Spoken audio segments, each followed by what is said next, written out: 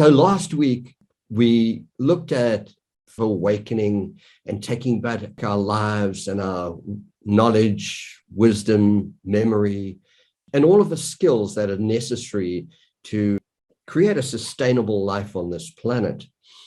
And then I went through, basically, we've lived in a time of human specialization that has dumbed us down into factory wage enslaved, sort of religiously indoctrinated cogs in the machine, that whole concept, and that we need to awaken. And the awakening comes with us rediscovering the fundamental principles of who we are, what we are, where we come from, where we're going to, and reclaiming our knowledge and wisdom, because everything's been centralized, been taken away from us, and factories and corporations and so on now sort of pretty much possess that knowledge and that creativity and everything, and they decide what is going to be put out there and what's going to be created, and we need to take that back. So, and of course, we need to become that repository of knowledge and wisdom and skills and so on as human minds, because as civilizations collapse, then you lose all of that. So what we have retained in our consciousness and in our daily activities and just the way we live our lives is what is going to be what is carried on into the future. So it's amazing how quickly that technology, it's like literally a light switch, and the knowledge and the wisdom will be gone. And we need to make sure that we hold on to that. And of course, books was one of the examples I used as like it's institutionalized thought and also a source for us to access that knowledge and wisdom. But then I got to a point where I said, one of the critical elements of our institutionalization, that sustainability, that putting the knowledge and the wisdom into the hearts and minds of people and into the way they live their lives. And that's where our sustainable teaching eco-villages, our STEVs for short, STEVs, Sustainable Teaching Eco-Villages, or community hubs that we have spotted out all over the world, will be what is necessary to spread this sustainable knowledge, skills, and wisdom. Hence, humanity remembers and carries that knowledge forward into the future, no matter what happens to the rest of the centralized civilization. And this will ensure our survival against extinction. This natural wisdom, all life lived by it, and that included human life, for extremely long periods of time, because without that knowledge and wisdom, those skills, you wouldn't be able to sustain life. So I'll carry on with that next. So Steve's would ensure that human knowledge and wisdom live on. Ultimately, we will fail if we don't practice teaching and using these natural wisdom teachings and spreading this knowledge, skills, and wisdom and the arts and sustainability practices. However, even if we do lose everything that we have and sort of go back to basics, the basics of learning nature, this is what I spoke about last week as well. All of this natural wisdom is there if we have the time, and we've now sort of reached a level of dealing with our basic human needs and become observers and relearn that natural wisdom. Because, all of the animals and insects and whatever, life lives intimately connected to that, but we've lost our connection. So it's a case of relearning from Mother Nature, no matter how we interpret it. And we'll use different languages and different ways of because languages will break up into sort of the areas and will evolve into different languages and whatever's. But the basic concepts will be, it's like written into the fabric of the universe. And like I said last week, it's the fundamental language of nature and the universe is written indelibly into nature's vibrations, cycles, patterns, flows, rhythms. You can see and know it only if you're willing to spend the time looking, seeing, sensing, and experiencing it. All of nature lived by these natural principles until the collective human mind was brainwashed into blindly believing the fear and hate-based doctrine of selfishness and greed of a few, then growing gangs and pyramid schemes and centralizing wealth and power in the hands of the few at the expense of all life on Mother Earth.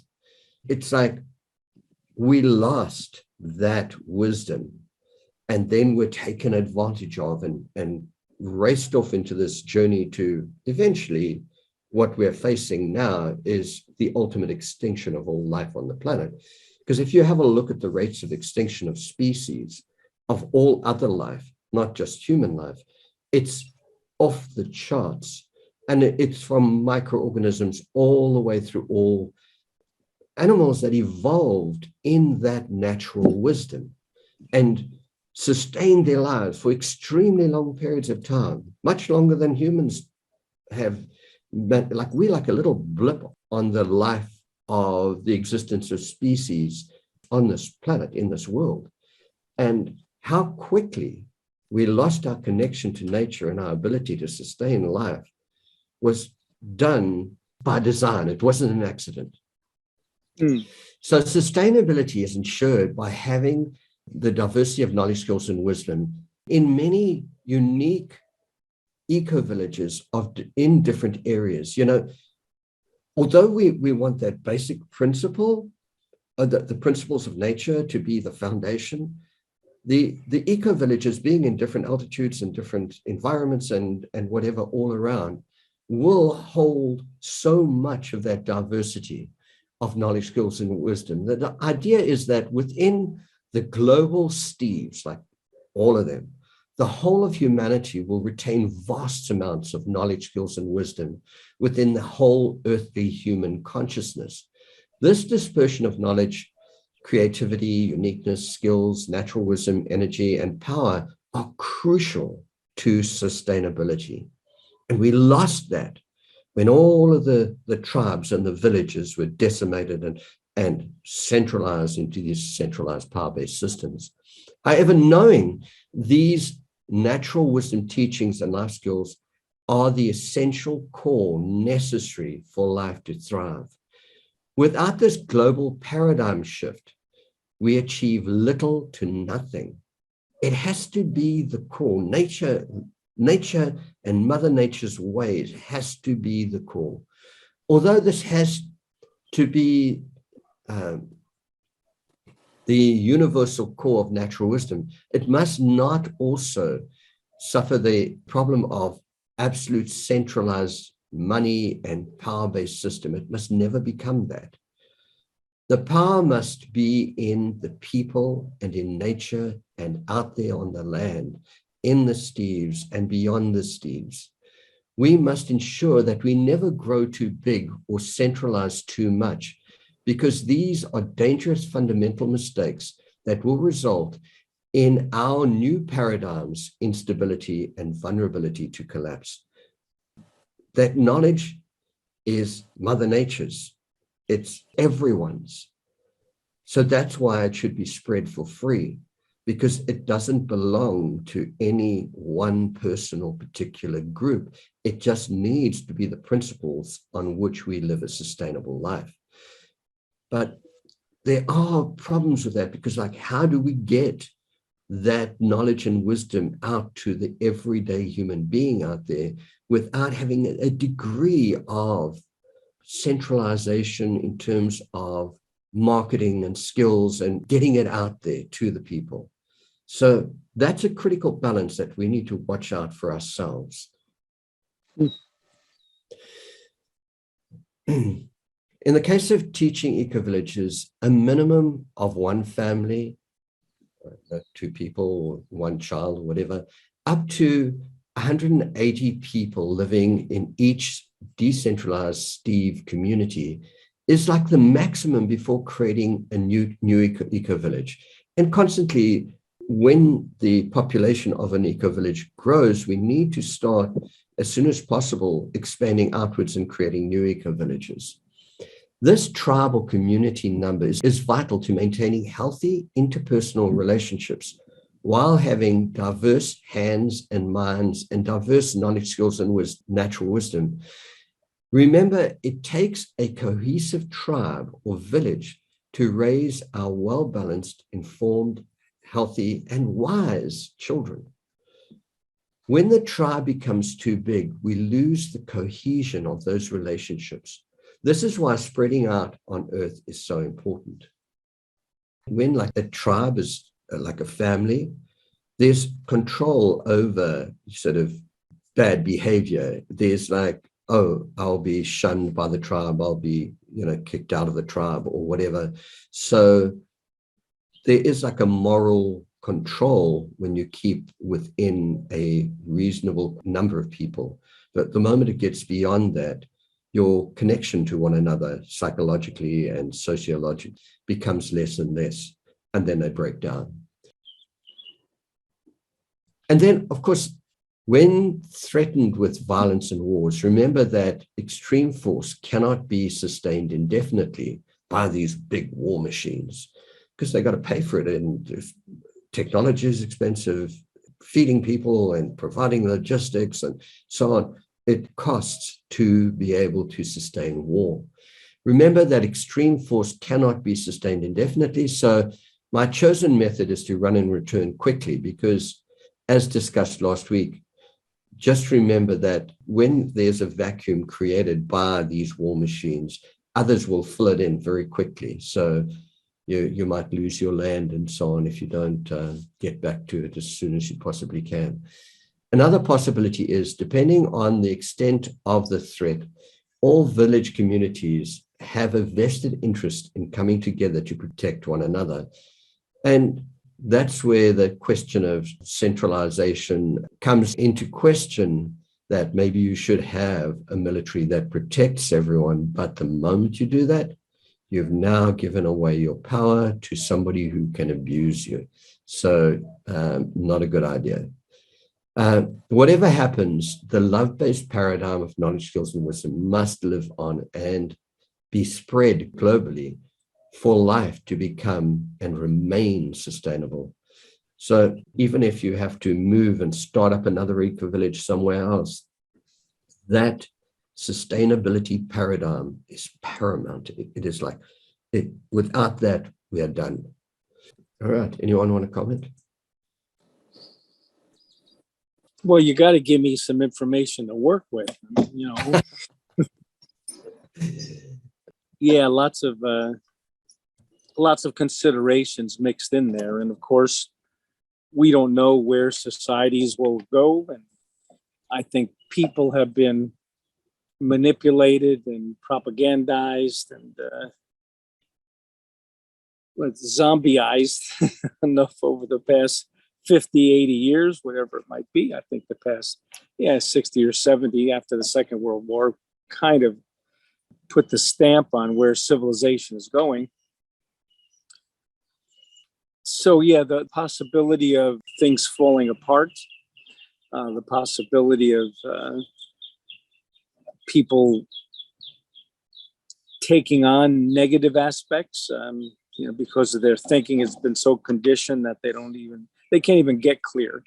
Now maybe the trauma of having to create sustainability villages that people have not ever participated in, including people that live in apartment buildings with many more than 180 people, and they don't know the next door neighbor. So what paradigm shift or what major cataclysm has to happen for people to bond together? And as we know, people react differently. Some people just say, help me. Some people say, let me lead you out of this. And some people are helpers and some people are just negative. I'm just kind of playing through some of the thoughts you put out there. So how things develop probably will be similar to how things have been, unfortunately, until we can breed out through generations, the nonsense and propaganda and limitations that have been put on our thinking and our activities and our sharing of knowledge. Let's ban TVs, except for 15 minutes a day for community conversation. So there are just so many aspects to it, Dennis, and I think you touch on a lot of them as far as the positive steps that we can take. Then again, we live in a time in the world right now where one of the largest countries in the world can just reach over and try to grab some resources, mainly, and kill the people and whatever lives on top of that earth. So it's a scorched earth campaign that they're running there. And who cares about the people, and who cares about the poisoning that they're doing to the land, with the bombs and all the other military things that they're using there. And we as a civilization, meaning global, can't stop it. And there's a threat of annihilation if we try to stop it. So that's the one end of it. The other end is countries like Finland and Sweden are saying, yeah, I think we're going to join NATO because we need protection, because what's going on with our neighbor just isn't working. And I'm saying this to set up, so with these eco villages, let's say we have dozens and dozens and dozens of them around, and people get tired of the people in their village, or this teenage boy heard about this teenage girl in the eco village a couple of miles away and wants to interact. And we have to look at how civilization is and how we can take it somewhere. And the ideas are great. Again, it says we're talking about how do we move this into the mainstream. And I'm aware, and I've been mentioning, that there are many larger groups and organizations throwing a lot of money at this with a lot of volunteers and a lot of decades of experience trying to get their ideas across. And, still even organizations like Arbor Day or Plant the Tree, I doubt that they have a few 100,000 members. This gets, which what Sadhguru's done is kind of like, let's plant the trees and reclaim the soil and reclaim the rivers. A lot of visibility in what he's doing. And India seems to be more inclined to do it than any other country. Not because he's from there. I think just the people are amenable because of their history and their peaceful nature for the most part. Are more amenable to going that way than people from first world countries. And I think India is that in many ways, from first world countries who are not willing to give up what they have. So just, bigger questions that we have about how do we implement this stuff. And, I think you're right, getting some of these eco villages started to give proof of concept, to actually put it into play and then learn from it so that they can then share it. And of course, that's the education piece that you're talking about. We need to share this knowledge. It reminded me back in I guess it's the late 60s, maybe early 70s, when this guy, Russell Brand, put out the Whole Earth Catalog. I don't know if you remember that or ever seen it, but it was a book that was about 18 inches high and 12 inches wide. And it was, mostly handwritten, not printed, but it had all of these sustainable type of concepts in there, from how to grow foods to how to build yurts to how to sew to, all the common things that we people have given up. Unfortunately, since that book was published, no, we don't need to learn how to sew. We can get a good dress for $2 from Thailand, if we just have the right wholesale connection.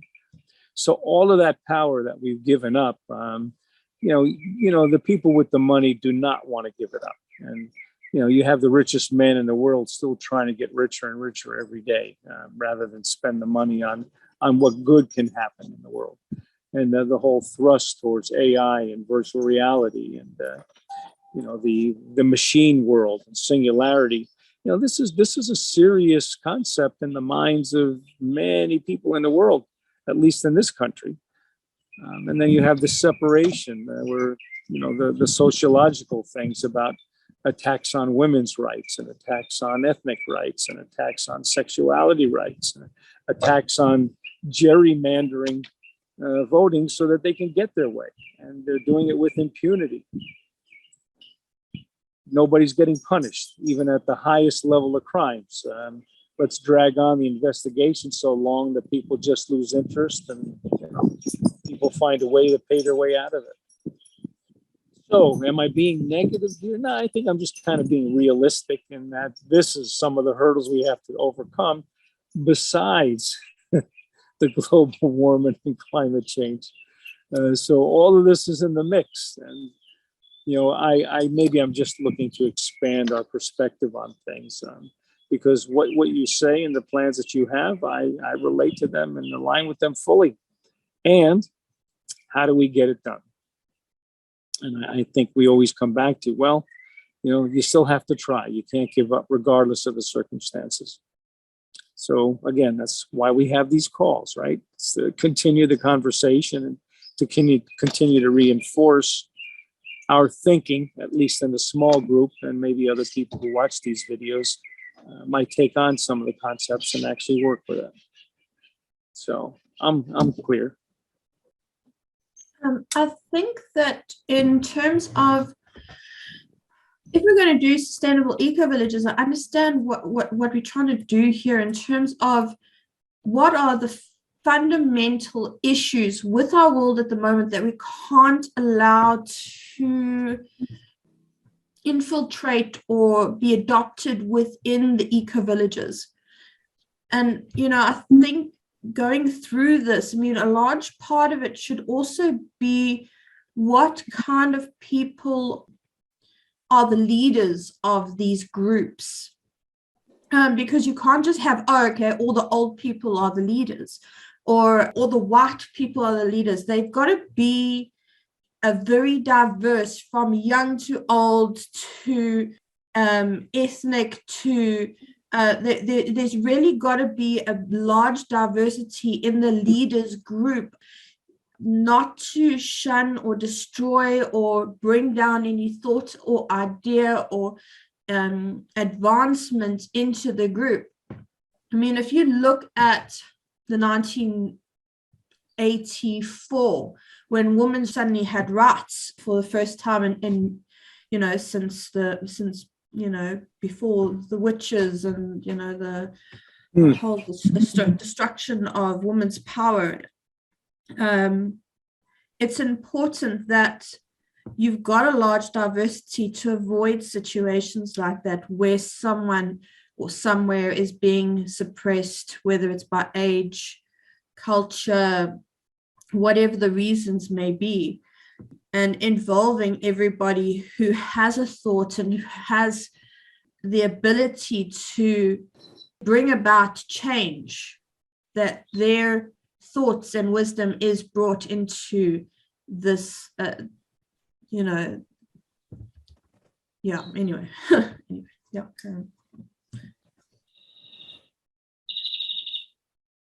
What happened there?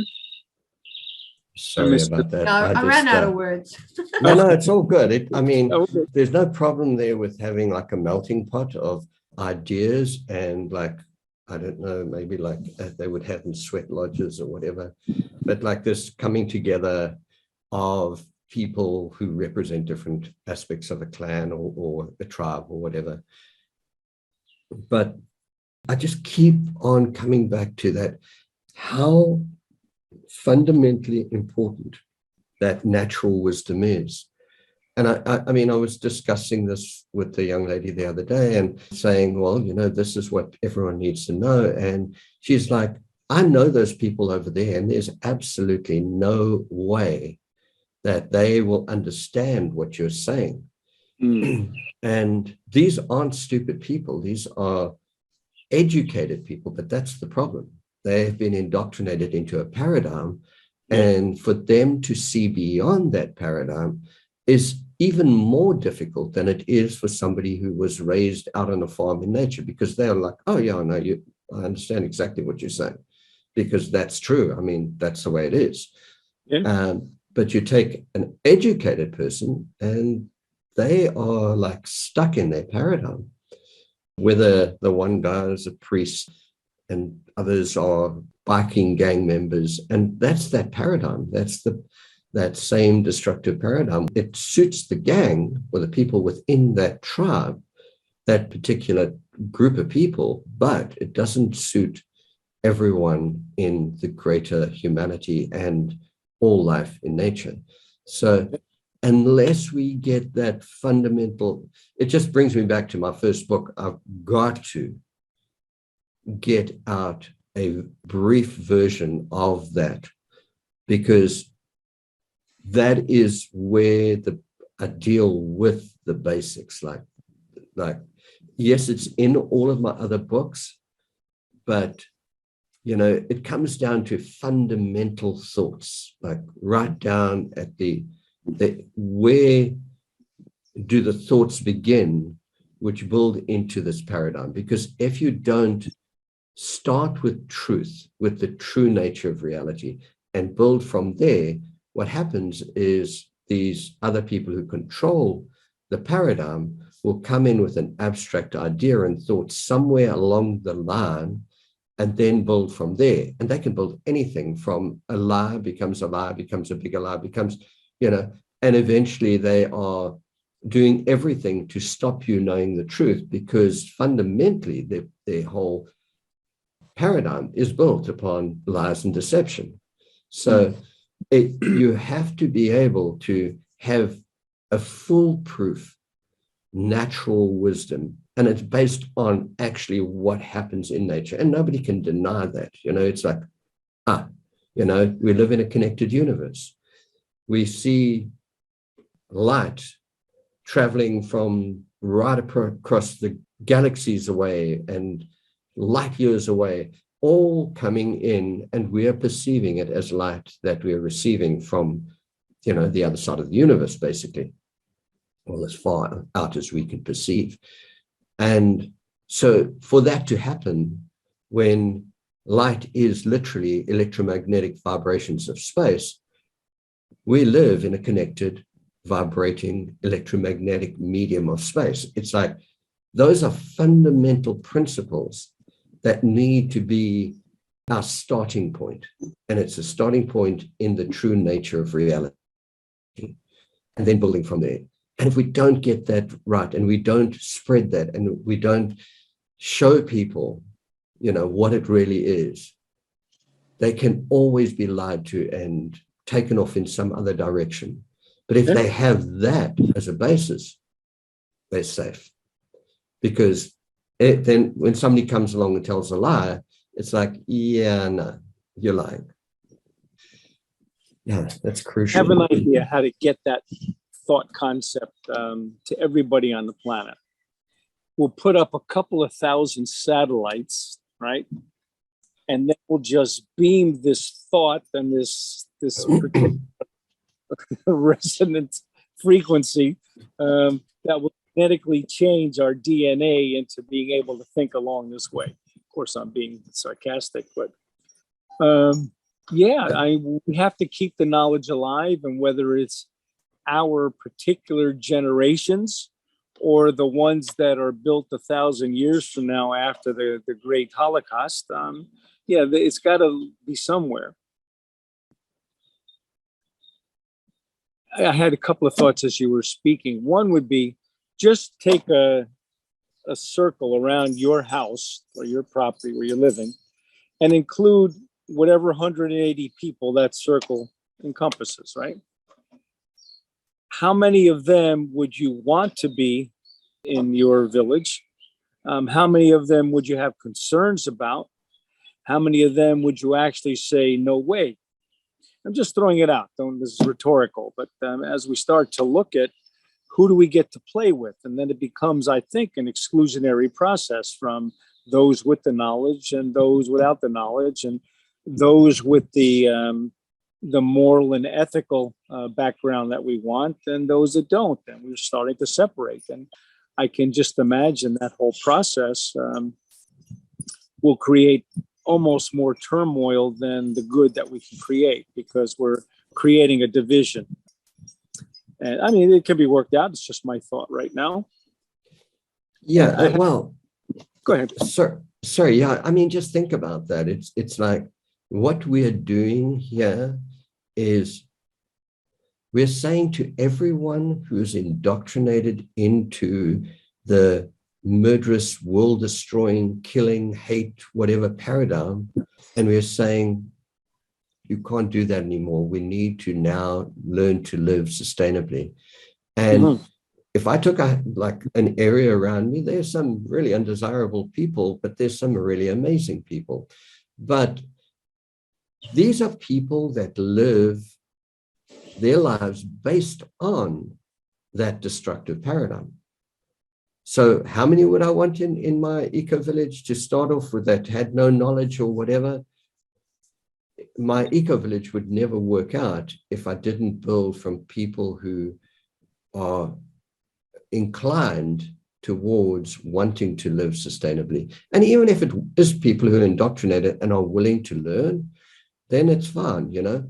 But it's so easy to get people who are so indoctrinated that they absolutely have no clue that they're indoctrinated and that they really are messed up.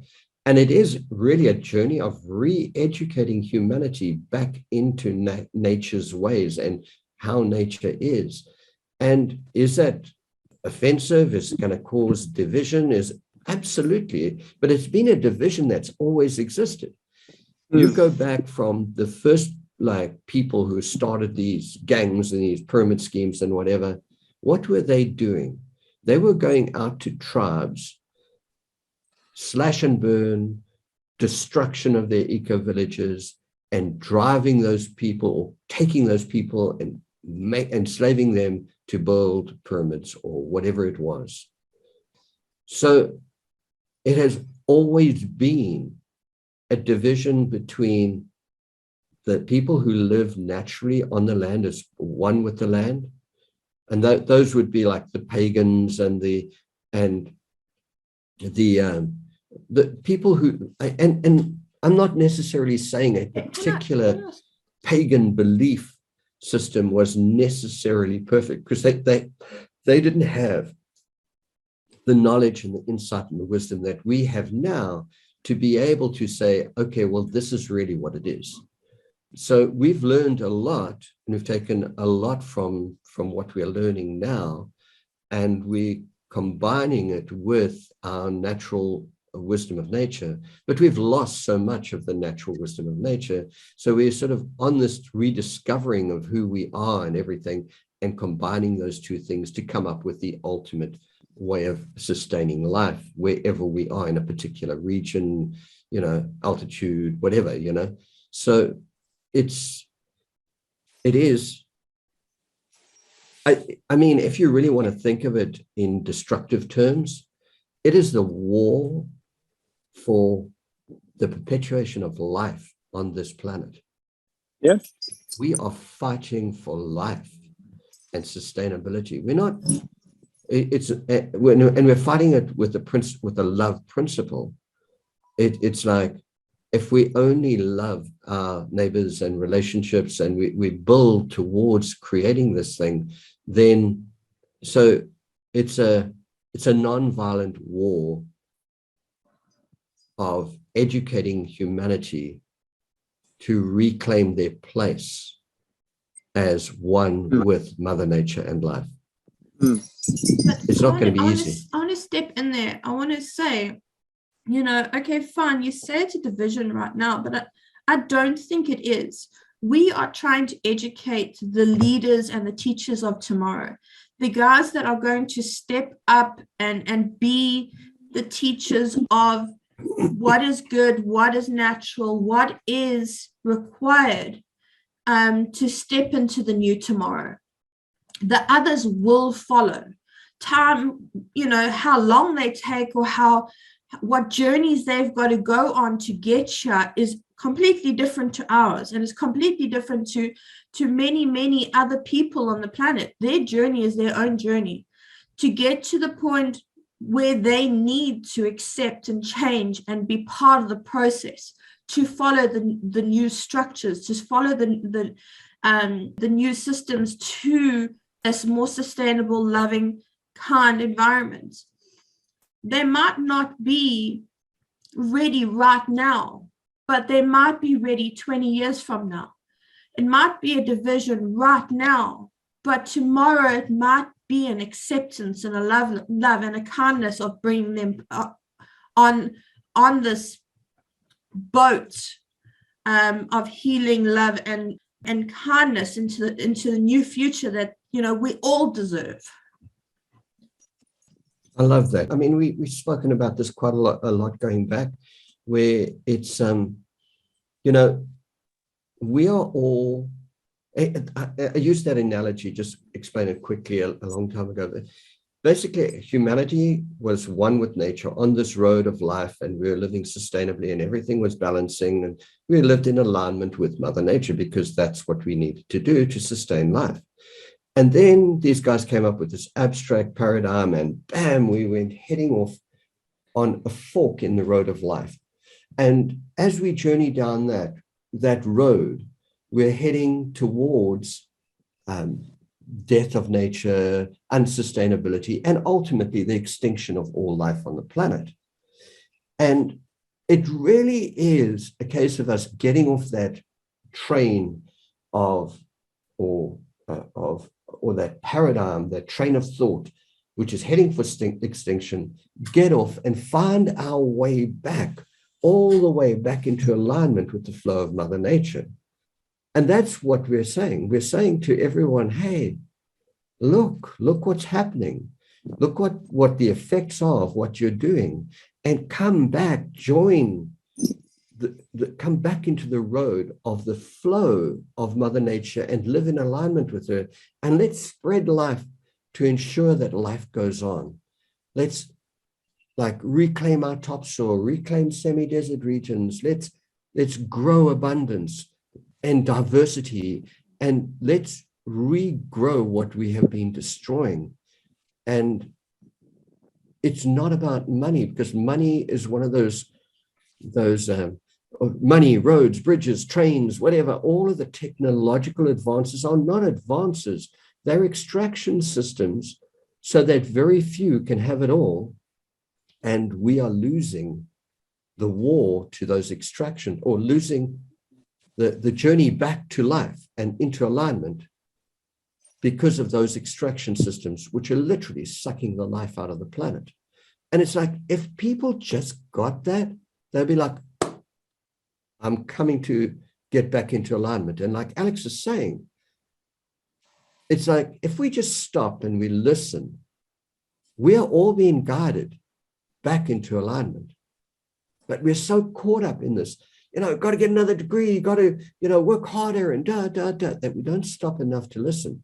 And that global voice that you're talking about, it's there, and it's talking to us, through our guides and messages. We're being told, like, clearly all day, every day, but are we listening? And the moment we start to listen to our guides, our intuition, and to other people like us who have been listening, they're like, oh my gosh. And like Alex says, it can be a switch, can be like really, really quickly that people are like, oh my gosh, you're right. What do I do? And what we're doing here is we're creating, what do I do? We're putting it in writing and in video. Now, what do we do? Yeah. So, Hi, Kurt. very good. Okay. Get that. There you go. Kurt in the park, is he? I'm in backyard. Oh, backyard. Okay. Some backyards in Florida like parks. Yeah.